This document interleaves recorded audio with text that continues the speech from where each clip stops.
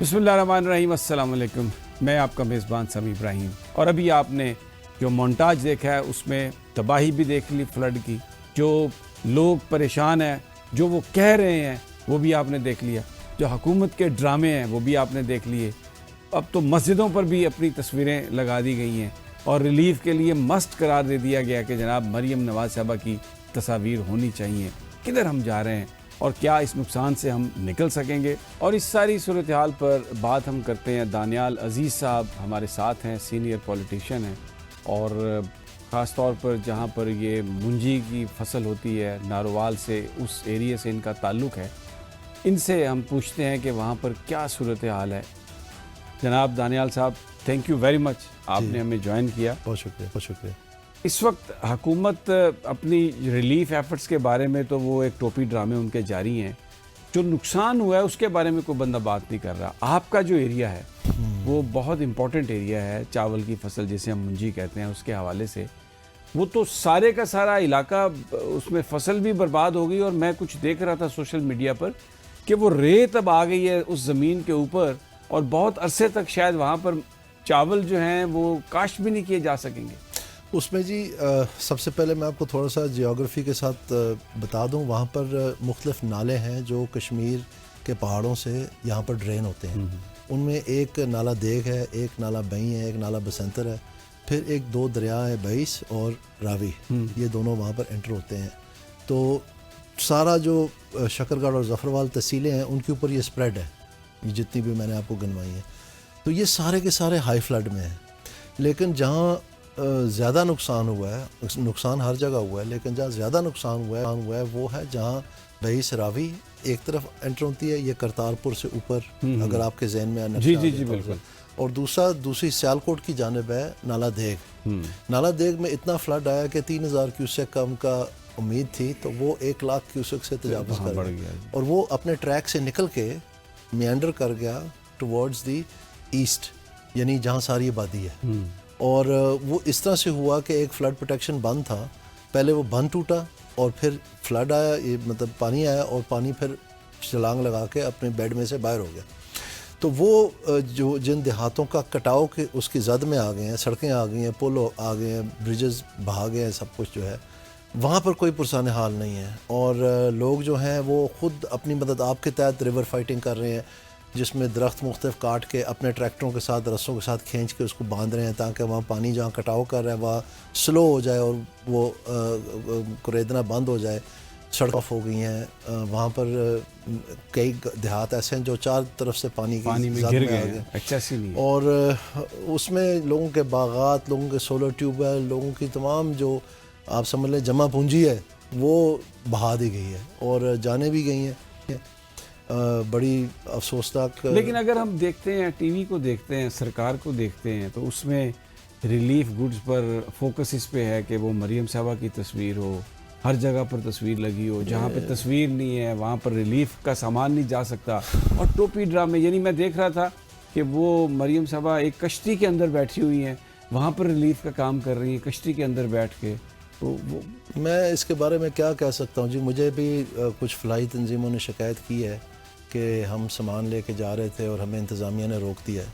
और ये जो शराइत आप बता रहे हैं ये एक रियलिटी है, उनको साथ मेरे साथ झूठ बोलने की ज़रूरत नहीं है। और अल्टीमेटली वो चीज़ें लेके वापस आ गए। और ये बहुत ही अफसोसनाक बात है कि ऐसी चीज़ के ऊपर जो है ना आप सियासत खेलना शुरू करें और इस तरह से करें। तो अभी तो ज़रूरत है कि जो जहाँ पर जो मदद कर सकता है वो करे। लेकिन मैं आपसे जो निशानदेही है वो थोड़ी मुख्तलिफ करना चाहता हूँ। जो पाकिस्तान में 2022 के फ्लड्स थे उसमें बहुत सारे तजर्बात इंटरनेशनल लेवल के पाकिस्तान को आए, और उसमें एक मीरा है, MIRA, वो है minimal initial needs assessment, rapid assessment. तो वो क्या करते हैं कि इमीडिएटली जाके अंदाज़ा लगाते हैं कि लोगों को क्या चाहिए, ज़रूरत है। अभी आप देखें कि नवंबर में काश्त होनी है गंदम की जी। तो अगर उन लोगों ने गंदम की काश्त करनी है तो फिर उनको अभी से कुछ ना कुछ सूरत हाल बनानी पड़ेगी, नहीं तो वो इस काबिल नहीं है, बिल्कुल दब चुके हैं, उनकी तमाम फसलें तबाह हो गई हैं, उनके बागात तबाह हो गए हैं, उनका जो चारा था अपने माल मवेशी के लिए वो सारा तबाह हो गया है, मतलब हर तरफ से वो घिरे हुए हैं। और अभी पानी खड़ा होने की वजह से बीमारियां अलहदा आनी हैं, وہ جو مختلف اموات ہوئی ہیں ان کی مال مویشیوں کی، دوسری چیزوں کی، آوارہ کتے وغیرہ وغیرہ، وہ وہاں پڑے پڑے ظاہری بات ہے وہ خراب ہوتی ہیں لاشیں، اور پانی کھڑا ہے اس میں ڈینگی کا سیزن آ گیا، تو یہ ساری چیزوں کا انہوں نے سامنا کرنا ہے. لیکن اگر آپ جیسے کہ ان کو واپس اپنے انکم سائیکل میں ڈالنا ہے تو پھر یہ جو نومبر میں فصل آ رہی ہے یہ ضرور وہ کاشت کریں. اس کے لیے انہیں پیسہ چاہیے، اس کے لیے پیسہ کیونکہ یہ جو ابھی سب کچھ تباہ ہوا ہے. اسی لیے میں کہہ رہا ہوں کہ اس کی جو ہے جو MIRA ہے اس کے لیے پہلے تو پاکستان کے پاس ٹرینڈ لوگ نہیں تھے. 2022 کے فلڈز کی وجہ سے پورے پاکستان میں ٹرینڈ لوگ موجود ہیں، گورنمنٹ کے پاس ان کی لسٹیں ہیں. تو ایک تو یہ چیز فل فور کرنی چاہیے. جو ہمارے پٹواری حضرات ہیں، تحصیلدار حضرات ہیں، ہمارے علاقے میں ناروال ضلع میں یہ پہلا فلڈ نہیں ہے، تقریباً ہر 2 سال کے بعد کچھ نہ کچھ علاقہ فلڈ ہو جاتا ہے. تو اس لیے بڑے لوگوں کو سمجھ ہے اس کو کیسے مینیج کرنا ہے. یہ فلڈ پروٹیکشن بند بننے سے پہلے جو ہے ہر سال فلڈ آتا تھا، تو یہ ایک نیچرل کورس تھا. تو اب یہ ہے کہ وہ جو طور طریقے تھے انتظامیہ کو حرکت میں آنے کے، وہ ہمیں فرینکلی نظر نہیں آ رہے. تو یہ آج کل ایک بڑی اچھی سہولت ہے کہ پاکستان میں کمپیوٹرائزڈ لینڈ ریکارڈ ہے پنجاب میں، اور آپ کے پاس پارکوں کے ذریعے ایک سیٹلائٹ امیجنگ کے وسائل موجود ہیں پاکستان میں. تو وہ جو سیٹلائٹ امیجنگ ہے اور وہ جو نقشہ جات آپ کے پاس لینڈ ریونیو ریکارڈ میں، آپ ایزیلی بتا سکتے ہیں کہ کتنے ایکڑ متاثر ہیں اور وہاں پر کیا صورتحال ہے اور کتنی رقم جو ہے اگر آپ نے اس کے لیے کرنی ہے تو وہ کیلکولیشن کوئی اتنی مشکل نہیں ہے. تو وہ آن گراؤنڈ چیکس کر کے کوئی سیمپلنگ کر کے تو وہ بڑی جلدی سے آپ ایک فگر پہ آ سکتے ہیں. کہ لیکن جو 2022 کا فلڈ تھا اس کے حوالے سے بھی کوئی آپ کے پاس کوئی انویسٹیبل پلان نہیں، جس کی وجہ سے بہت ساری جو ایلوکیشنز تھیں وہ وہیں کی وہیں پڑی رہ گئی ہیں. تو آپ یہ کہہ رہے ہیں کہ ان کے پاس بڑی ایکسپرٹیز ہے. یہ سانحہ ہے جی. ایکسپرٹیز تو اس بات کی ہے جو اسیسمنٹ کی ہے. اسیسمنٹ کے بعد اگلا عمل جو ہے وہ یہ ہے کہ آپ نے اس کے بارے میں ایک پلان بنانا ہے کہ جی یہ ہماری نیڈز اسیسمنٹ ہے اور اس کو ہم اس طرح سے ٹیکل کرنا چاہتے ہیں 1 2 3 4 5 اور اس میں بجٹ ہوتا ہے، ساری چیزیں ہوتی ہیں. آپ بالکل درست کہہ رہے ہیں. پاکستان میں انتہائی افسوسناک بات ہے کہ ہمیں تقریباً $11 ارب جو مختلف کنٹریز نے پلیج کیا تھا جنیوا کانفرنس میں، اس کو پاکستان ایکسیس نہیں کر سکا، اور اس کی معلومات جو ہیں ہمیں دی پاکستان کی اس حکومت نے، کیونکہ فائنانس منسٹر صاحب نے ایک کانفرنس میں یہ پبلک میں یہ بتایا کہ کس کس بینک کے کتنے پیسے جو ہیں ابھی تک بقایا ہیں جو ہم نے نہیں ایکسیس کیے، اور انہوں نے یہ بتایا کہ ہمیں سبق سیکھنا چاہیے، کہ ان اداروں کو سبق سیکھنا چاہیے. اب وہ کون سے ادارے تھے؟ آپ کو تو یہ معلوم ہوگا کہ اس میں پیش تھی پلاننگ کمیشن جب یہ نیڈز اسیسمنٹ ہو رہی وہ تھی. تو آپ کے علاقے کے ہیں احسن اقبال صاحب. پلاننگ کمیشن کو تو جب بھی نواز شریف صاحب کی گورنمنٹ آئی ہے وہی اس کو لیڈ کرتے ہیں. تو انہوں نے ابھی پریس کانفرنس کی اس والے فلڈ میں، یہ جو 2025 کا ہے، یہ کچھ دن پہلے، جہاں پر وزیر اعظم صاحب اور وزیر اعلیٰ موجود تھے، تو اس میں انہوں نے یہ عندیہ دیا کہ ہمیں کشتیاں اور چاہیے. وہ بڑا محسوس ہوا ہمیں، یعنی وہ لا تعلقی کا کہ یہ پیمانہ ہے کہ ان کو اندازہ ہی نہیں ہے. اور میں جب وہاں گیا ہوں علاقے میں پھرنے کے لیے، تو وہاں پر میں جہاں سے ضلع کونسل کا ممبر بنا تھا، اس کو 12 منگا یونین کونسل کہتے ہیں، تو وہ علاقہ ہے جہاں پر آخری حد ہے جدھر یہ راوی انٹر کرتی ہے. تو جب میں ادھر گیا تو مجھے ایک حیرانگی ہوئی کہ وہاں پر گورنمنٹ کا کوئی اہلکار، کسی قسم کا کوئی سیاسی آدمی، کوئی بھی نہیں آیا ہوا تھا وہاں پر. اور میں اکیلا جو ہے نا لٹرلی ایک موٹر سائیکل کے اوپر بیٹھ کے، کیونکہ جتنے بھی پل میں نے بنائے تھے اور سڑکیں میں نے بنائی تھیں وہ سب بہہ گئی تھیں، تو ان کراسبل تھا. اور ہم لوگوں کا حال دیکھ رہے تھے کہ کس طرح وہ اپنا موٹر سائیکل کندھوں پہ اٹھا کے پہلیوں کے بیچ میں سے ہوتے وہ بھی اتنا پانی جو ہے کمر تک اس میں سے آ کے تو واپس سڑک کے اوپر اپنے بیمار کو یا والدہ کو جو ٹھیک نہیں تھی ہمارے ہوتے ہوئے ہم نے یہ دیکھا. ایک بچی بہت بیمار تھی، ان کو ایسے لے کے آئے وہ. تو یہ تقریباً 10-12 دن بعد، یعنی جو بنیادی چیزیں ہیں صرف وہاں پر اگر کچھ ہوا ہے جی تو 1122 گئی ہے ضرور، اور جہاں پہنچ سکی انہوں نے کیا. جب پانی زیادہ تیز ہو گیا تو انہوں نے بھی پھر انکار کر دیا، کیونکہ ان کی جانیں چلے جاتی. اور کچھ سویلینز جنہوں نے مدد کی لوگوں کی، ان کی گئی بھی جانیں. 2 کی تو ہمیں پتہ ہے، ایک تاریوال جودہ ہے، وہاں پر ایک گجر برادری کا شخص چلے گیا، اور ایک جو جنگو چک ہے وہاں پر ایک نوجوان 22 سال کا چلا گیا، رینجر کی پوسٹ سے ان کو بچاتے. تو کیونکہ بالکل بارڈر کا علاقہ ہے تینوں طرف. تو اس میں یہ ہے جی کہ وہ جو ہم روایتی طور پر دیکھتے رہے ہیں کہ جب ریور فائٹنگ ایک خاص ٹرمنالوجی ہے، ہمارے جو ڈپارٹمنٹس ہیں اس کے لیے ان کے پاس پہلے ہی فنڈ پڑا ہوتا ہے، ہر سال ایلوکیٹ ہوتا ہے، اور ان کے پاس ٹھیکیدار، ان کے پاس ریلیف کمشنر لگانے کا اختیار، ان کے پاس یہ بلڈوزر یا یہ چونڈیاں جو ہوتی ہیں یا ٹریکٹر ٹرالی، ایک منٹ جو ریکوزیشن کرنے کا اختیار ہے، پیٹرول پمپ سے پیٹرول، اب تک 1122 والے کئی ایسے تھے جن کی کشتیوں میں پیٹرول ختم ہو گیا، وہ لوگوں سے مانگ کے ڈالا انہوں نے، تو وہ کدھر کی حکومت کی ساری ایکٹیویٹی جو تھی، کہاں، کیوں نہیں انہوں نے ریکوزیشن کر کے، فرض کریں نہیں تھے پیسے، تو آپ کے پاس 1958 کا جو کلیمٹیز ایکٹ ہے پنجاب کا، اس کے سیکشن 3 کے تحت آپ ڈکلیئر کر سکتے ہیں کسی علاقے کو، تو اس کے تحت پھر آپ ریلیف کمشنر لگاتے ہیں، اور وہ اس کے پاس سارے اختیار ہوتے ہیں کہ لوگوں کی فی الفور وہ مدد کرے، لیکن ایسی سست روی ہے، ان کو پتہ ہی نہیں ہے کسی چیز کا، بس وہی جو ایک روایتی سیاست ہے کہ جی یہ تھوڑی سی ڈیولپمنٹ کر دیں اور ووٹ لے لیں، کھمبے لگا دیں، ووٹ لے لیں، سارے گاؤں کو جو ہے نا سپارہ دے کے چڑھا دیں مسجد میں، اور ان کو کہیں جی آپ وعدہ کریں ووٹ دیں گے، یہ پرانا، یہ 90s کی 80s کی سیاست جو ہے ابھی تک دہرا رہے ہیں۔ پاکستان بدل چکا ہے، یہ فروری 8 تاریخ کو ان کو سمجھ آ جانی چاہیے تھی کہ پاکستان بدل چکا ہے، لوگ بہت زیادہ کچھ مانگتے ہیں، اب لوگ شراکت مانگتے ہیں، عزت مانگتے ہیں، حصہ مانگتے ہیں حکومت میں، شفافیت مانگتے ہیں۔ یہ کافی نہیں ہے کہ آپ نے ان کو کہہ دیا کہ یہ ہوا میں ٹرین چلا دی، ان کو سمجھ آنی چاہیے تھی کہ ہوا میں ٹرین چلا کے بھی ووٹ نہیں ملے، تو وہ جو ڈیولپمنٹ فار ووٹس والا ایکویشن ہے وہ ختم ہو چکا ہے پاکستان میں، اب لوگ بہت زیادہ کچھ مانگتے ہیں۔ دانیال عزیز صاحب بہت بہت شکریہ، بڑی امپورٹنٹ بات کہی ہے انہوں نے کہ لوگ عزت، لوگ شراکت داری مانگتے ہیں، اور وہ جو پرانی جو چیزیں تھیں وہ ساری کی ساری تبدیل ہو چکی ہیں، اور اس وقت کوئی جو انویسٹیبل پلان ہے اس کی بہت ضرورت ہے تاکہ صحیح انداز میں امداد پہنچ سکے۔ اگر گندم کی بوائی کرنی ہے اور یہاں پر یہ انشور کرنا ہے کہ روٹی اور آٹے کی کمی نہ ہو، تو جو ذمہ دار اس وقت برباد ہو گیا اس فلڈ سے، اس کو فوری طور پر اپنے پاؤں پر کھڑا کرنا ہوگا۔ یہاں پر ناظرین چھوٹا سا ایک وقفہ، ہمارے ساتھ ہی رہیے۔ ویلکم بیک ناظرین۔ ایک طرف تو سیلاب کی تباہ کاریاں ہیں جس کا ہم ذکر کر رہے ہیں، لیکن دوسری طرف سیاسی جو میدان ہے اس میں بھی ہلچل ہے، اس میں بھی ہیجان ہے، اور ملک میں سیاسی عدم استحکام ہے۔ حکومت تو نہیں مانتی اس بات کو، لیکن جو سمجھدار لوگ ہیں، صاحب بصیرت ہیں، وہ یہ کہتے ہیں کہ اگر اسی طرح ملک کو چلانے کی کوشش کی گئی تو شاید آگے جا کر اور بھی مشکلات ہوں گی۔ تو اپوزیشن کے پاس کیا اس وقت راستے رہ جاتے ہیں؟ عمران خان صاحب کیا کر سکتے ہیں؟ علامہ ناصر عباس جن کو سینٹ میں قائد حزب اختلاف بھی نامینیٹ کیا گیا، وہ مجلس وحدت المسلمین کے سربراہ ہیں، آج وہ ہمارے ساتھ ہیں۔ ان سے یہ سوال کرتے ہیں اور جاننے کی کوشش کرتے ہیں کہ ان کا تجربہ اور تجزیہ کیا بتاتا ہے کہ آنے والے دنوں میں ہم کس سمت جا رہے ہیں۔ علامہ صاحب السلام علیکم۔ وعلیکم السلام ورحمۃ اللہ۔ بہت شکریہ علامہ صاحب، آپ نے ہمیں جوائن کیا۔ یہ ایک سیاسی عدم استحکام ہے، حکومت اس کو مانتی نہیں، آگے کہانی کس طرح چلے گی پھر؟ کیونکہ عام آدمی جو ہے وہ تو پہلے ہی بڑا پریشان تھا، اور یہ جو اب فلڈ آیا ہے اس میں ہم نے دیکھا ہے اتنی زیادہ سیاست ہے کہ مریم صاحبہ کی تصویر لگی ہو تو ریلیف گڈز ملیں گے، نہیں تو نہیں کچھ ہوگا، تو اس طرح تو قومیں آگے نہیں بڑھتی۔ کیا دیکھتے ہیں آپ؟ بسم اللہ الرحمن الرحیم، شکریہ۔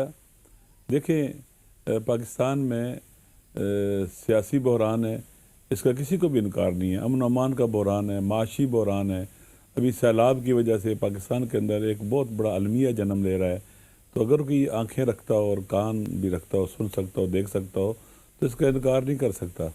اس وقت پاکستان کے اندر حکومت چل نہیں رہی ہے، باہر سے انویسٹمنٹ نہیں آ رہی ہے، ہر گزرتا ہوا دن جو تباہی بربادی کا دن ہے، لیکن افسوس یہ ہے کہ جو ہمارے حکمران ہیں یہ تو عوام کے الیکٹڈ نہیں ہیں، ان کی عوام میں جڑیں ہی نہیں ہیں، ان کا عوام سے کوئی تعلق ہی نہیں ہے، یہ فارم 47 کے ذریعے آئے ہیں، اور جب سے آئے ہیں پی ڈی ایم 1 ہو، پی ڈی ایم 2 ہو، اس ملک کو تباہی بربادی کی طرف لے کے گئے ہیں، اور حالات آپ کے سامنے ہیں۔ ابھی کل کوئٹہ کے اندر ایک عوامی اجتماع تھا، اور سیاسی جدوجہد اجتماعات کے ذریعے ہوتی ہے، مظاہروں کے ذریعے ہوتی ہے، احتجاجات کے ذریعے ہوتی ہے، جلسے ہوتے ہیں، پریس کانفرنس ہوتی ہیں، اور آپ دیکھیں کل بم دھماکہ ہو گیا کوئٹہ کے اندر، اور خدا نخواستہ وہاں کی انتہائی بڑی لیڈرشپ، محمود خان جگزئی صاحب، اختر مینگل صاحب، محمود خان جگزئی جو پاکستان کے اس وقت پارلیمنٹ اپوزیشن لیڈر بھی نامزد ہیں اور تحریک تحفظ عین پاکستان کے سربراہ ہیں، جو پاکستان کے اندر آئین کی ریسٹوریشن کے لیے کام کر رہے ہیں، اور پاکستان کے اندر رول آف لا کے لیے کام کر رہے ہیں، فنڈامنٹل رائٹس کے لیے کام کر رہے ہیں، لوگوں کو اکٹھا کرنے کی بات کر رہے ہیں، اور عوامی جدوجہد کے لیے تبدیلی لانے کی بات کر رہے ہیں, چینج لانے کی بات کر رہے ہیں, وے آؤٹ نکالنے کے لیے بات کر رہے ہیں. اس وقت پاکستان کا جو قومی ایجنڈا تحریک تحفظ پاکستان نے بنایا, وہ قومی ایجنڈا ایسا ہے جس پر ہر کسی کو اتفاق ہو سکتا ہے, جو اپنے وطن سے محبت کرتا ہے, جو پاکستان کو چاہتا ہے. میرے خیال میں وہی ایجنڈا سب کے لیے قابل قبول بھی ہونا چاہیے, اور وہی وے آؤٹ ہے کہ ہر کوئی اپنی جگہ پر چلا جائے. آئین کی سپریمیسی ہونی چاہیے, رول آف لا ہونا چاہیے, فری اینڈ فیئر الیکشن ہونی چاہیے. اچھا, یہ بات درست ہے آپ کی کہ بالکل آپ نے جو ایجنڈا بتایا ایسا ہی ہونا چاہیے, لیکن میرا سوال یہ ہے کہ جو تحریک تحفظ آئین پاکستان ہے وہ ایک اتحاد ہے اپوزیشن کا, لیکن ابھی تک ایک اس میں جو جان پڑنی چاہیے تھی, جیسے توقع کی جا رہی تھی کہ محمود خان اچکزئی صاحب کو ذمہ داری ہے ان کے پاس, اور وہ لیڈر آف دا اپوزیشن بھی نامینیٹ ہوئے ہیں قومی اسمبلی میں, آپ کی بھی شخصیت جو ہے بڑا اس کا ایک اثر ہے, لیکن ابھی تک یہ جو اتحاد ہے اپوزیشن کا, اس میں وہ سیاسی جان ہمیں نظر نہیں آ رہی جو اس نظام کو چیلنج کر سکے.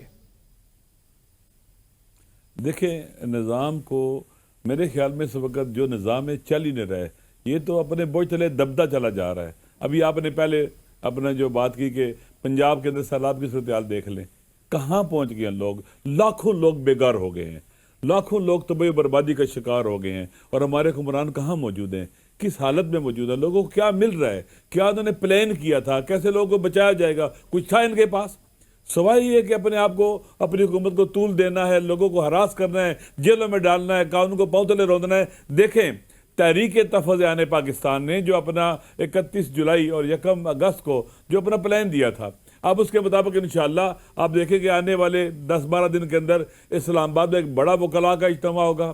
پورے ملک کے اندر ہم جا رہے ہیں. ابھی انشاءاللہ العزیز آپ دیکھ لیں کہ جو تحریک تحفظ آئین پاکستان کہتی تھی, اور جو محمود خان صاحب کہتے تھے کہ اسٹینڈنگ کمیٹی سے استعفیٰ دیں, وہ استعفیٰ دے دیا گیا ہے. یہ کہا جاتا تھا کہ ہم باہر فارم 45 کی پارلیمنٹ لگائیں گے, وہ شروع ہو گئی ہے. اور انشاءاللہ مجھے امید ہے کہ ہم اسی طرح سے یہی ایم این ایز اور ایم پی ایز جو ہیں, ہم سیلاب زدہ علاقوں میں جائیں گے, لوگوں سے ملیں گے, ان کے دکھ درد بانٹیں گے, اسی پورے پاکستان کے اندر ہم جائیں گے انشاءاللہ العزیز. یہ ہے کہ اس وقت آپ کو پتہ ہے ملکی حالات کی بھی صورتحال آپ کے سامنے ہے, سٹیپ بائی سٹیپ چیزیں چلیں گی, اور ہم پیچھے نہیں ہٹیں گے. ہم کوئی ایڈونچر بھی نہیں کرنا چاہتے, ہم چاہتے ہیں کہ پاکستان میں رول آف لا ہو, آئین کی سپریمیسی ہو, اور عوام کو جو قانون نے حق کے انتخاب حکمران دیا ہے اس پر عمل ہونا چاہیے. اور یہ جو ہے ریگنگ کی گئی الیکشن کے اندر, وہ مجرم ہے بالکل ٹھیک ہے, ان پر آرٹیکل 6 لگنا چاہیے. بالکل, جنہوں نے عوام کے پر ڈاکہ ڈالا ہے, ان کو اپنی جگہ پر پہنچنا چاہیے, اور الیکشن کمیشن فری الیکشن کرائے, ٹھیک ہونا چاہیے. بالکل ٹھیک ہے. اچھا, ایک چیز قوم جاننا چاہتی ہے, عمران خان صاحب نے جو ان کی پارٹی کے پاس جو عہدے تھے وہ انہوں نے دیے تحریک تحفظ آئین پاکستان کو, یہ بیان فرمائیے گا کہ جو مذاکرات کے حوالے سے کیا سارے دروازے بند ہو چکے ہیں, عمران خان صاحب مذاکرات نہیں چاہتے, یا آپ سمجھتے ہیں کہ اس صورتحال میں تھوڑا آگے چل کر حکومت کے ساتھ آپ بیٹھ بھی سکیں گے, مذاکرات بھی کر سکیں گے؟ میرے خیال میں چونکہ پاکستان سے باہر تھا, 2-3 دن پہلے واپس آئے, اور میرے خیال میں عمران خان صاحب قومی ایجنڈے کے اوپر بات چیت کو مخالفت نہیں کریں گے. جو قومی ایجنڈا ہے, ملک کو اس صورتحال سے نکالنے کے لیے جو ایجنڈا ہے, وہ پہلے بھی بات کرتے رہتے ہیں, اقتدار کے لیے نہیں, حکومت کے لیے نہیں, ملک کو اس مشکل سے نکالنے کے لیے جو قومی ایجنڈا دیا گیا ہے اس کو انہوں نے باقاعدہ سپورٹ بھی کیا ہے. اور اس میں کوئی بھی عقل مند آدمی شاید مخالفت نہ کرے. عمران خان صاحب تو پاکستان کے لیے اپنے آپ کو فدا اور قربان کرنے کی باتیں کرتے ہیں, کہ میں کہتے ہیں کہ میں اقتدار کے لیے نہیں جدوجہد کر رہا, میں پاکستان بچانے کی جنگ لڑ رہا ہوں, پاکستان کو ان مشکل حالات سے نکالنے کے لیے, اور پاکستان کو صحیح پٹڑی پر ڈالنے کے لیے, اور پاکستان کے عوام کے حقوق کی جنگ لڑ رہا ہوں. تو میرے خیال میں قومی ایجنڈے کے حوالے سے کسی قسم کا بھی ابہام نہیں ہونا چاہیے. اس پہ بات ہو سکتی ہے اگر کوئی کرنا چاہتا ہے, اور قومی ایجنڈا وہی ہے جو میں نے پہلے بتا دیا ہے. ٹھیک ہے. اچھا, ایک اور بات, کیونکہ وقت کم ہے, میں ایک اور بات چاہ رہا تھا آپ سے پوچھنا. بڑے کنسرن ہیں ان کی ہیلتھ کے حوالے سے بھی, اگرچہ انہوں نے کبھی یہ نہیں کہا کہ وہ بیمار ہیں, کبھی کسی ہاسپٹل میں نہیں گئے, ان کی جو ہمشیرہ ہیں وہ بھی جب ان سے ملتی ہیں تو وہ کہتی ہیں وہ ٹھیک ہیں, لیکن جو میڈیکل رپورٹ سبمٹ ہوئی ہے انسداد دہشت گردی کی عدالت میں, وہ دیکھ کر ایسا لگتا ہے کہ جیل کی سختیاں جو ہیں اس کے اثرات ان کے جسم پر نظر آنا شروع ہو گئے ہیں. بھلے ان کا جذبہ نہیں ٹوٹا, بھلے وہ ہر طرح سے لڑنے کے لیے وہاں پہ تیار ہیں, آپ ان سے ملتے جلتے بھی رہے ہیں, آپ کے پاس کیا اطلاع ہے ان کی صحت کے حوالے سے؟ دیکھیں پہلی بات یہ کہ عمران خان انتہائی مضبوط ارادے کا مالک ہے. یہ جنگ جو بھی ہو رہی ہے نا یہ ارادوں کی جنگ ہے. وہ جیت جائے گا جو جس کے ارادے مضبوط ہیں, جو ٹوٹ جائے گا ارادے جس کے وہ ہار جائے گا. عمران خان صاحب مضبوط ارادے کے, مضبوط شخصیت کے حامل ہیں. آپ دیکھیں ان کے بارے میں ساری ان کی جو کیلکولیشن تھی وہ غلط ثابت ہوئی ہیں, وہ مس کیلکولیشن تھی. لیکن آپ دیکھ رہے ہیں انہیں ذہنی ٹارچر کر رہے ہیں یہ لوگ, ان کے گھر والوں کو کس طرح اذیتیں دیتے ہیں, اور جو ان کے لیے پانی کا بندوبست اور گندا پانی اور پتہ نہیں کیا کچھ جو ٹارچر وغیرہ کر رہے ہیں, کتابیں نہیں دینا, پڑھنے کے لیے ماحول نہ دینا, انہیں کے لیے ٹی وی بند کر دینا, اخبار بند کر دینا, اور بات چیت نہ کرنا. جو وہاں پر نئے وہ جو انہوں نے بندے ڈپلائی کیے ہوئے جو پولیس والے جو بھی ہیں بات نہ کرنا. کوشش کرتا ہے کہ اس بندے کو تنہائی میں رکھ کر توڑا جائے, لیکن وہ ٹوٹنے والا نہیں ہے. ہاں انسان ہے, فزیکلی باڈی پر اثر بھی ہو سکتا ہے, اس کا کوئی انکار نہیں کیا جا سکتا, لیکن عمران خان پاکستان کے عوام کی امید ہے, پاکستان کی امید ہے, پاکستان کو باقی رکھنے اور پاکستان کے وجود کو باقی رکھنے کی امید ہے. وہ ہے جو ایک قوم بنا سکتا ہے, وہ ہے جو ان برانوں پر غالب آ سکتا ہے. عمران خان کو توڑنے کی بات کرنے والے اصل پاکستان توڑنا چاہتے ہیں. اچھا نہ کرے کسی کے دشمن اور مخالف بہت چھوٹے لوگ ہوں, بہت حقیر لوگ ہوں, جن کے اندر کوئی اخلاقی قدریں نہ ہوں, جن کے اندر کوئی انسانی ویلیوز نہ ہوں. عمران خان ایسے لوگوں کے دشمنی کا شکار ہے جو بہت چھوٹے لوگ ہیں. بے شک ان کے عہدے بڑے ہیں لیکن وہ بہت چھوٹے ہیں, انتہائی چھوٹے لوگ ہیں, جن میں نہ اسلام ہے, نہ قرآن ہے, نہ دین ہے, نہ انسانیت ہے, کوئی ویلیوز نہیں ان کے اندر. آپ دیکھ رہے ہیں ان کے ساتھ کیا کر رہے ہیں یہ لوگ, لیکن عمران خان ٹوٹنے والا نہیں ہے. آپ دیکھیں یہ خود ٹوٹے ہوئے سارے کے سارے. یہ جو آئینی ترامیم انہوں نے کی ہیں یہ بکھلائے ہوئے لوگوں کا تھا. جو انہوں نے کورٹس کے اوپر قبضے میں لیا ہے یہ بکھلائے ہوئے لوگ ہیں. یہ جو ہراس کرتے ہیں بکھلائے ہوئے لوگ ہیں. یہ جو سیلاب زدہ لوگوں کی سپورٹ کے لیے کہتے ہیں فلاں کی تصویر لگاؤ, یہ بکھلائے ہوئے لوگ ہیں. یہ چھوٹے لوگ ہیں, خدا گواہ ہے. اس سے سمجھتے ہیں کہ ہم بڑے ہو جائیں گے, نہیں, یہ عوام کی نظروں میں گر چکے ہوئے ہیں اور یہ کبھی بلند نہیں ہو سکتے اس طرح کی حرکتوں سے اور اس طرح کے کرتوتوں سے. علامہ راجہ ناصر عباس صاحب, بہت شکریہ آپ کا, آپ نے بہت انفارمیشن دی. آپ کا کہنا ہے کہ عمران خان کو کوئی نہیں توڑ سکتا, عمران خان پاکستان کا مستقبل ہے, اور بالکل فزیکل کوئی اثرات ہو سکتے ہیں جیل کے, لیکن ان کے ارادوں کو کوئی نہیں توڑ سکتا. اور وہ مذاکرات کے لیے تیار ہیں, لیکن صرف قومی ایجنڈے پر, ذاتی ایجنڈے پر وہ ملاقات, وہ کسی طریقے سے بھی مذاکرات نہیں کریں گے. اور آخر میں جو انہوں نے بات کہی کہ جو موجودہ حکمران ہیں جس انداز سے وہ عمران خان کو ڈیل کر رہے ہیں وہ یہی ثابت کر رہے ہیں کہ وہ چھوٹے لوگ ہیں. یہاں پر ایک چھوٹا سا وقفہ. ویلکم بیک ناظرین. اب ہم بات کرتے ہیں پاکستان کی عدلیہ کی, جس کے بارے میں لوگ یہ سمجھتے ہیں کہ اب وہاں سے انصاف کا حصول بہت مشکل ہے. بینچز حکومت خود بنا رہی ہے سپریم کورٹ آف پاکستان میں. ہائی کورٹس میں اتنے زیادہ ججز کو پار کر دیا گیا ہے کہ وہ ججز جن کو انڈیپینڈنٹ سمجھا جاتا تھا یا جن کے فیصلوں سے حکومت گھبرایا کرتی تھی, اب وہ بالکل بے اثر ہو کر رہ گئے ہیں. اور اس وقت انصاف جو ہے لوگ یہ کہتے ہیں کہ ملنا بہت مشکل ہے. وکلاء برادری میں ہمیں ایک تقسیم نظر آتی ہے, اور ماضی میں جب بھی کبھی انڈیپینڈنس آف جوڈیشری پر حملہ ہوا تھا تو وکلاء نے ایک بہت بڑی تحریک چلائی تھی, لیکن آج بری طرح ڈیوائیڈڈ ہیں اور کوئی بھی تحریک جو ہے وہ نہیں چلی. آج کا دن اہم ہے. آج اسلام آباد ہائی کورٹ میں فل کورٹ تھی میٹنگ. اس کے اندر کیا ہوا, پھر اس کے بعد یہ اطلاعات ہیں کہ کچھ ججز نے میٹنگ کی اپنی. سپریم کورٹ کی کیا صورتحال ہے, عمران خان صاحب کی جو درخواست ضمانت ہے وہ کب تک لگ سکتی ہے اسلام آباد ہائی کورٹ میں, یہ بڑے سوال ہیں. اس کے لیے آج ہمارے ساتھ ہیں عدیل سرفراز, یہ بہت سینئر رپورٹر ہیں اور سپریم کورٹ آف پاکستان کو کور کرتے ہیں, اور فیصل کھر صاحب ہمارے ساتھ ہیں, یہ ہمارے چیتے رپورٹر ہیں ABN کے, اور یہ اسلام آباد ہائی کورٹ کو کور کرتے ہیں. تو عدیل تھینک یو ویری مچ, اور فیصل آپ کا بھی بڑا شکریہ. عدیل صاحب, سپریم کورٹ آف پاکستان میں ایک آئینی بینچ ہے, ایک غیر آئینی بینچ ہے, تو کہتے ہیں کہ جو انصاف ہے وہ دونوں بینچوں سے نہیں ملتا. بالکل بدقسمتی ہے, اور اس کا ذمہ دار موسٹلی آپ کہہ سکتے ہیں کہ عدلیہ میں بھی جو لوگ ذمہ دار قرار دیتے ہیں وہ 26ویں آئینی ترمیم کو دیتے ہیں کہ اگر یہ 26ویں آئینی ترمیم نہ ہوتی تو یہ حالت نہ ہوتی جو آج ہو چکی ہے, نہ صرف سپریم کورٹ آف پاکستان کی بلکہ اسلام آباد ہائی کورٹ کی. جیسا کہ آج آپ کو معلوم ہے اسلام آباد ہائی کورٹ میں کیا کچھ ہو رہا ہے. اس کی بنیاد بھی بتایا جا رہا ہے 26ویں آئینی ترمیم ہے، جس میں اس طرح کے اختیارات دے دیے گئے ہیں، اور جو اختیارات پہلے سے موجود تھے ججز تو صاحبان کے حکومت جو ہے وہ بینچ بنانے لگ گئی ہے، خود سب کچھ سارا اختیار ان کے پاس چلا گیا. ویسے آج اسلام آباد ہائی کورٹ فل کورٹ تھی ان کی میٹنگ، اور اس کے بعد اس میں وہ 2 ججز کے خطوط بھی تھے. بڑی جلدی میٹنگ ختم ہو گئی. سنا ہے کہ وہ جو پوائنٹ ریز کیا تھا جسٹس بابر ستار نے اور سردار اعجاز اسحاق نے، وہ تو چیف جسٹس صاحب نے کہا کہ میں ایجنڈے میں شامل نہیں کروں گا. بالکل. اور اس کے علاوہ بھی بہت سی باتیں بتائی جا رہی ہیں. ذرائع یہ دعویٰ کر رہے ہیں کہ میٹنگ تو تقریباً 30 سے 35 منٹ تک ہی رہی، اور فیصل صاحب بھی موجود تھے وہاں پر. جو ہوا وہاں پر یہ ہے کہ ایک جج صاحب انہوں نے استدعا کی کہ اس اجلاس کو مؤخر کیا جائے، اس کو بھی مسترد کر دیا گیا.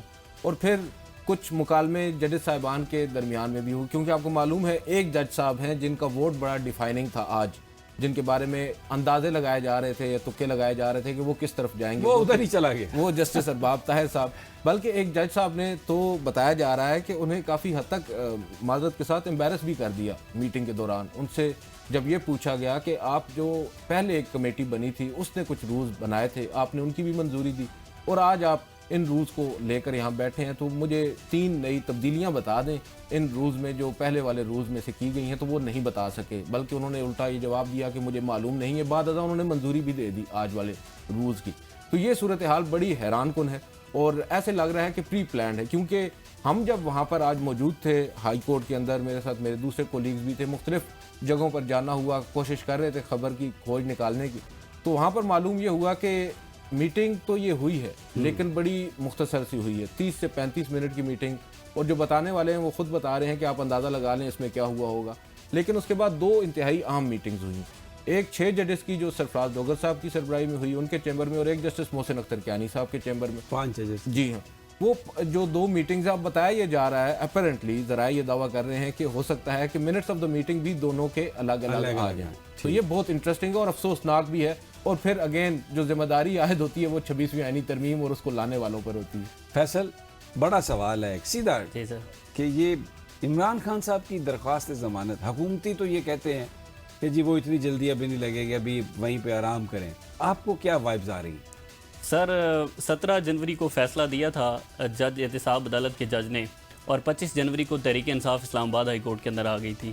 25 جنوری 2025 سے لے کر آج ہم ستمبر میں بیٹھے ہیں، 3 ستمبر ہے، اور آج تک صرف ضمانت کا کیس سماعت کے لیے ایک قدم بھی آگے نہیں بڑھا. اس پر جو دلائل ہیں وہ ایک قدم بھی آگے نہیں بڑھے. ہمیشہ عدالتی روایات یہ کہتی ہیں کہ آپ نے جو ضمانت کے مقدمات ہیں ان کو پریورٹی بیس پر سننا ہے، تاکہ جو قیدی ہے اس کے حقوق سلب نہ ہو. چاہے آپ ضمانت مسترد کریں یا منظور کریں وہ ایک الگ بات ہے، لیکن پریورٹی بیس پر سن کر اس کو ڈیسائیڈ کرنا ہے. لیکن ابھی تک وہ کیس سماعت کے لیے مقرر نہیں ہو رہا. چلو پہلے تو یہ تھا کہ جو عدالتی چھٹیاں ہیں وہ چل رہی تھیں، لیکن اب میرے خیال میں ہائی کورٹ کے پاس کوئی ایسا جواز موجود نہیں ہے کہ عمران خان اور بشرا بی بی کی جو سزا معطلی کی درخواستیں ہیں القادر ٹرسٹ کیس میں وہ سماعت کے لیے مقرر نہ ہوں. اس سے پہلے بھی اگر مقرر ہوئی ہیں، چھٹیوں سے پہلے کی بات کر رہا ہوں، تو وہ بھی تحریک انصاف کو 3 مرتبہ چیف جسٹس سرفراز ڈوگر صاحب کے چیمبر کے اندر دھرنا دینا پڑا ہے باقاعدہ طور پر. اور یہ ریکارڈ کے اوپر ہے کہ علیمہ خان تقریباً 2 گھنٹے، علیمہ خان، سلمان اکرم راجہ صاحب اور بیرسٹر گوہر صاحب، یہ تقریباً 2 گھنٹے چیف جسٹس سرفراز ڈوگر صاحب کے چیمبر کے اندر بیٹھے رہے ہیں، تب جا کر کیس سماعت کے لیے مقرر ہوتا تھا. لیکن اس میں بھی خاطر خواہ کوئی کارروائی نہیں ہوئی، اور یہ کیس جو 190 بلین ہے وہ کوئی آگے نہیں بڑھ سکا. لیکن اب میرے خیال میں ہائی کورٹ کے پاس کوئی ایسا جواز نہیں ہے. اگر سرفراز ڈوگر صاحب نہ لگائیں تو وہ ایک الگ بات ہے. عدیل سرفراز، یہ مجھے بتائیے، فیصل کی جو باتیں بڑی معصومانہ سی باتیں ہیں کہ جواز نہیں ہے. بہت سارے کام ایسے ہوئے ہیں جن کے جواز نہیں تھے، تو ابھی آپ کو کیا لگتا ہے؟ سر جواز تو گھڑے جائیں گے. آج اگر رولز کی منظوری دے سکتے ہیں ایک ایسے جج صاحب جنہوں نے پہلے دوسرے رولز کی منظوری دی تھی بغیر پڑھے، تو پھر کچھ بھی ہو سکتا ہے. تو آج پھر جو ماسٹر آف روسٹر ہے وہ چیف جسٹس کو بنا دیا گیا، کمیٹی تو ختم ہو گئی. بالکل سر. اسلام آباد ہائی کورٹ میں اب دیکھیں بدقسمتی یہ ہے کہ بڑے لرنڈ جج ہیں جیسے سرفراز ڈوگر صاحب، اور اس سے قبل جو آبزرویشن گزشتہ روز آپ نے سنی جسٹس امین منہاج صاحب کی، وہ کہتے ہیں کہ میں جسٹس منیب اختر کی رائے سے اتفاق کرتے ہوئے ماسٹر آف دا روسٹر سمجھتا ہوں. وہ یہ بھول جاتے ہیں کہ جو فل کورٹ تھی اس کی رائے کیا تھی. جو بائنڈنگ ہے ہائی کورٹ کے اوپر وہ تو فل کورٹ کا فیصلہ ہے، جو میجورٹی ججمنٹ ہے اس کو انہوں نے نظر انداز کر دیا. اور ماسٹر آف دا روسٹر کیونکہ اب پریکٹس اینڈ پروسیجر ایکٹ آ چکا ہے، اس کے بعد اس کی تشریح ہی تبدیل ہو چکی ہے. یہاں پر اب ہمارے ججز صاحبان اسی پر تکیہ کیے ہوئے ہیں جس پر کل تک ہماری موجودہ حکومت کافی تنقید کیا کرتی تھی. جو ججز صاحبان ہیں وہ جواز تو بنا لیتے ہیں. ابھی بات کر رہے تھے کہ ان کے پاس کوئی جواز نہیں ہے. ابھی ریسنٹلی ہمارے سینئر ہیں جرنلسٹ ہیں انصار بھائی صاحب, انہوں نے خبر بھی کی تھی اور اس میں انہوں نے باقاعدہ طور پر یہ بتایا تھا کہ ممکن نہیں ہے رواں سال عمران خان صاحب کی اپیل پوری انہوں نے تو ایسے ایک تفصیل بتا دی. اور پھر ایک اور ہمارے دوست ہیں وہ آ کے باقاعدہ فیصلہ سنا دیتے ہیں کہ ابھی یہ جو بینچ ہے یہ فیصلہ کرے گا. کچھ اور صاحب ہیں, ایک اور صاحب ہیں وہ بھی آپ کے دوست ہیں, وہ پوری ججز کی موومنٹ نقل و حرکت بتا دیتے ہیں. لیکن وہ یہ بتانا بھول جاتے ہیں نا سر کہ وہ ایک تو کورٹ رپورٹرز نہیں ہیں, ان کو بیسک کچھ ہوتا ہے, معلوم ہونا چاہیے کہ جو سزا معطلی کی درخواست ہے اور ضمانت کی درخواست ہے یا اپیل ہے اس میں بڑا فرق ہوتا ہے. سزا معطلی کی درخواست کو آپ نہیں ڈیلے کر سکتے, اسے آپ نے فوری طور پر فوری طور پر اور اس کے اندر ایک ایگزامپل بھی ہے, وہ ہمارے سینئرز اکثر بھول جاتے ہیں. ابھی ریسنٹلی 9 مئی کے کیس میں تھانہ رمنا کے اوپر غالباً حملہ ہوا تھا, فیصل صاحب کریکٹ کریں گے, اس میں جو اصلاح دہشت گردی کی عدالت ہے اس نے سزا سنائی, اپیلیں سزا معطلی کی درخواستیں آئیں, اپیلیں بھی تھیں, سزا معطلی کی درخواستیں تھیں. نہ صرف سزا معطلی کی درخواستوں پر فیصلہ ہوا بلکہ مرکزی اپیلوں پر 10 دنوں کے اندر فیصلہ ہوا اور بری کر دیا گیا. 2 سماعتوں کے اندر بری کیا گیا اور وہ جسٹس خادم سمرو اور جسٹس اعظم خان صاحب نے بری کیا, اور وہ سزا معطلی کی درخواست سے بھی سماعت کے لیے مقرر ہوئی اور اس کے بعد بلکہ ان کو بری کیا. ہائی کورٹ پہلی مرتبہ ایسا ہوا ہے کہ رجسٹرار آفس کو باقاعدہ طور پر یہ پریس ریلیز جاری کرنی پڑی ہے کہ عمران خان اور بشرا بی بی کی جو مرکزی اپیلیں ہیں سماعت کے لیے مقرر 2025 میں نہیں ہو سکتی, اس میں جا کر ہو. تو پھر یہ تو بالکل واضح ہونا کیا ہے. بالکل ہونا سر. آج ہمیں رجسٹرار صاحب سے ہماری ملاقات بھی, انہوں نے ہمیں شرف بخشا, ہم باہر کھڑے تھے تو وہاں سے گزر ہوا ان کا, ہم نے ان سے بھی پوچھنے کی کوشش کی. تو بہرحال وہ تو بڑے کانفیڈنٹ ہیں, اور جب میں بات کی کوئی آج بھی کارڈیل قسم کی اور 1-2 جو ایجنڈاز تھے ان کے اوپر متفقہ طور پر فیصلہ ہوا ہے, اور ایک ایجنڈا جو تھا اس پہ 5-6 سے فیصلہ ہوا ہے, ادروائز سب اچھا ہے. اچھا, ایک چیز بڑی ہم دیکھتے ہیں کہ انڈیپینڈنس آف جوڈیشری پہ ہمیشہ وکلاء جو تھے وہ پہلے اس معاملے میں یونٹی وہ ان کی نظر آتی تھی, لیکن اس دفعہ احسن بھون صاحب اور اعظم نذیر تارڑ صاحب نے اپنی سرکار کو بہتر پوزیشن میں لانے کے لیے جو عدلیہ کے اندر جو ایک ڈویژن کریٹ کی ہے, ابھی تک تو وہ مینٹین ہے, لیکن اب الیکشن آنے والے ہیں بار کونسل کے, سر وہ بارز کے. انڈیپینڈنٹ گروپ ہے, آپ کو معلوم ہے, اب وہ اتنا انڈیپینڈنٹ رہا نہیں ہے. آپ کو معلوم تو ہے آسما جہانگیر مرحومہ صاحبہ کا یہ گروپ تھا, اور اب یہ وہ گروپ ہے جس نے ہمیشہ لیڈ کیا ہے وکلاء تحریک کو بھی فرنٹ فٹ سے, اور اس کے علاوہ پروفیشنل گروپ ہے حامد خان صاحب جس کو لیڈ کرتے ہیں. اب حامد خان صاحب کی بھی بدقسمتی یہ ہے کہ جن وکلاء پر انہوں نے ٹرسٹ کیا انہوں نے ان کو ڈچ کر دیا, بقول ان کے چیمبر میں بیٹھ کے جنہوں نے وعدے کیے, جب وہ منتخب ہو گئے تو انہوں نے ان کے مخالف رائے دے دی اور فیصلے کر دیے. اب یہاں پر صورتحال آپ کی بالکل بات درست ہے کہ جو وکلاء صاحبان ہیں, چاہے ججز صاحبان کے اوپر تنقید ہو یا ان کے خلاف ریاستی کوئی فیصلے ہوں, جیسا کہ قاضی فائز صاحب کا معاملہ ہے یا مختلف معاملات ہیں, ہم نے دیکھا ہے کہ ہمیشہ وکلاء کھڑے ہوتے ہیں ان ججز صاحبان کے ساتھ. مگر اب مسئلہ مختلف ہو چکا ہے. اب جو وکلاء جنہوں نے تحریک چلانی ہے وہ خود اس سسٹم کا حصہ بن چکے ہیں, اس رجیم کا حصہ بن چکے ہیں, وہ خود بینیفیشری بن چکے ہیں. وہ کیسے تو پھر نہ ہی سمجھیے فیصل. بالکل سر ایسے ہے. اور یہ جو معاملہ عادل سرفراز صاحب بتا رہے ہیں, اگر اس کو ہائی کورٹ کی بار کے ساتھ اور ہائی کورٹ کے ججز کے ساتھ دیکھا جائے تو میرے خیال میں جب ہائی کورٹ کے 6 ججز نے خط لکھا تو اس وقت کی بار کے جو صدر تھے ریاست علی آزاد صاحب, وہ ہائی کورٹ کے ججز کے ساتھ کھڑے ہوئے. انہوں نے ججز کو اپنی بار کے اندر انوائٹ بھی کیا. جسٹس طارق محمود جہانگیری, جسٹس محسن اختر کیانی نے وہاں پر جا کر باقاعدہ طور پر خطاب کیا. اور اب اگر دیکھا جائے, اب جو اسلام آباد ہائی کورٹ کے جو بار کے صدر ہیں ان کو دیکھا جائے تو انہوں نے باقاعدہ طور پر ایک میڈیا سے گفتگو کی ہے جس کے اندر انہوں نے کہا ہے کہ ہائی کورٹ کے ججز کی جو ہے وہ روٹیشن ہونی چاہیے اور 27ویں ترمیم آنی چاہیے, جس میں مقصد یہی ہے کہ بلکہ جو بار کے صدر ہیں وہ تو جیتے کسی اور نعرے پہ تھے اور اب کچھ اور کر رہے ہیں. بہرحال بہت بہت شکریہ آپ کا. میں توہین عدالت کا مرتکب نہیں ہونا چاہتا, لیکن لوگوں کی جو توقعات تھیں, جو لوگوں کو امیدیں تھیں, اس حوالے سے ان کو بہت مایوسی ہوئی ہے. اور یہ تھا آج کا پروگرام. انشاءاللہ کل پھر ملاقات ہوگی. اللہ نگہبان.